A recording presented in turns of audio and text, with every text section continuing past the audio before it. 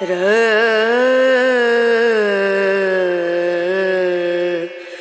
No. Hi everyone, good morning, welcome back to my channel Indrani's ব্লগে তোমাদের সকলকে স্বাগত জানিয়ে আজকের ভিডিওটি স্টার্ট করছি। আশা করি তোমরা সকলে ভালো আছো আর আমিও ভালো আছি।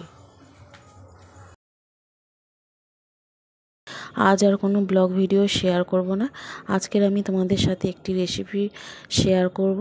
তো এখানে আমি লাউ কাটছি, বুঝতেই পারছো আজকের লাউয়ের রেসিপি মানে লাউ চিংড়ি তোমাদের সাথে শেয়ার করতে চলেছি। তো এখানে দেখো আমি লাউটা খুব ভালো করে কেটে নিচ্ছি। আর লাউটা এত কচি কী বলবো, একদম কচি লাউ।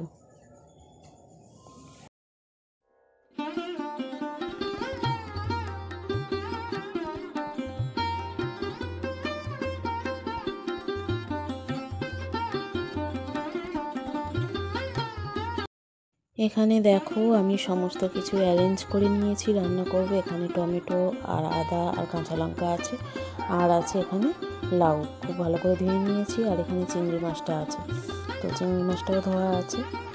আর এদিকে আলু দেবো কয়েকটা, আর পেঁয়াজটা আমি বাঁধাকপিতে দেবো। তো পেঁয়াজটা আর লাউতে দেবো না, বাঁধাকপিও হচ্ছে। তো চলো এখন আমি রান্নাটা করে নিই।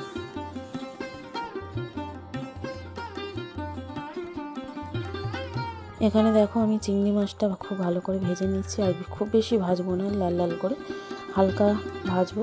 তার কারণ হলো চিংড়ি মাছ বেশি ভাজলে শক্ত হয়ে যায়, আর হালকা ভেজেই আমি রান্নাটা করব।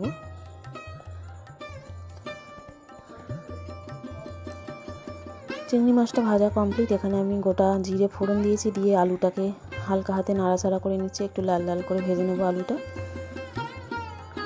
আর এখানে দেখো চিংড়ি মাছটা ভাজা হয়ে গেছে। আলুটা একটু ভাজা ভাজা হয়ে আসবে, তারপর এর মধ্যে আমি সমস্ত মশলা দিয়ে দেবো আর কি।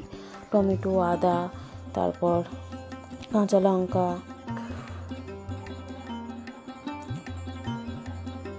তো মোটামুটি ভাজা হয়ে এসছে, আর একটু হবে। এর মধ্যে আমি আদা দিলাম, কাঁচা লঙ্কা দিয়ে দিলাম, টমেটো কুচিগুলো দিয়ে দিলাম, দিয়ে হালকা হাতে এটা খানিকক্ষণ নাড়ব। নেড়ে চেড়ে তারপর এর মধ্যে আমি মশলা অ্যাড করব। মশলা বলতে আমি এর মধ্যে জিরে গুঁড়ো দেবো অল্প পরিমাণে, আর দেব হলুদ গুঁড়ো আর লঙ্কার গুঁড়ো। তো দিয়ে বেশ ভালোভাবে নাড়াচাড়া করবো, আর স্বাদ মতো নুন দেব। তো দেখো মোটামুটি এটা নাড়াচাড়া কমপ্লিট, আর সমস্ত মশলাও দিয়ে দিয়েছিলাম। তো আর একটু নাড়াচাড়া করে নিয়ে তারপর লাউগুলো অ্যাড করব।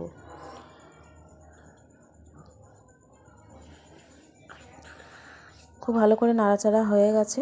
এখন আমি এর মধ্যে লাউ দিয়ে দেবো। লাউ তো জল ঝরানোই আছে, আর অনেকে লাউ সেদ্ধ করে দেয়, তবে সেদ্ধ করে আমি দিই না।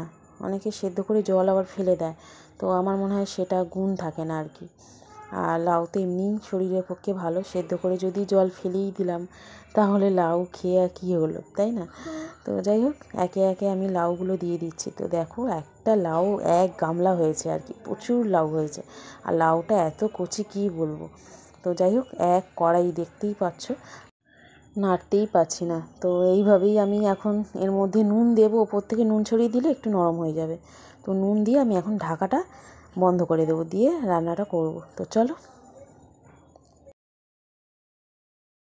প্রায় 15 মিনিট পর ফিরে আসলাম, আর ঢাকা বন্ধ করে আমি রান্নাটা করে নিয়েছিলাম।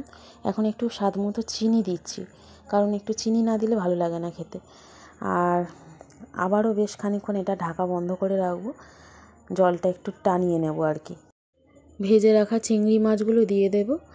আর খুব বেশি জল টানবে না, লাউ তো, তো অনেকে জল ফেলে দেয়, এই জন্যই মানে জল শুকোতে আর চায় না। আমি এর মধ্যে কয়েক পিস আলু দিয়েছি এই কারণেই, জলটা যাতে একটু টেনে যায়।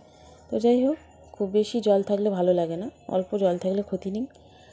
আর এর মধ্যে আমি চিংড়ি অ্যাড করলাম, আরও বেশ খানিকক্ষণ এটা আমি রান্নাটা করে নেব। তো দেখো বেশ খানিকক্ষণ রান্নাটা করে নিয়েছি, আর এখন প্রায় হয়েই গেছে।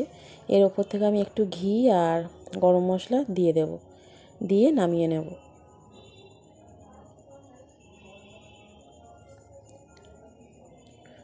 তো দেখো একদম কমপ্লিট রান্না।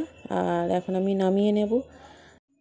লাউ শরীরের পক্ষে ভীষণ উপকারী একটি সবজি, আর এইভাবে আমি রান্না করি, খুবই ভালো লাগে। তোমরাও বাড়িতে ট্রাই করতে পারো, গরম ভাতের সাথে দারুণ লাগে। তো চলো বন্ধুরা, সেই সাথে সাথে ভিডিওটা আমি এখানেই এন্ড করছি।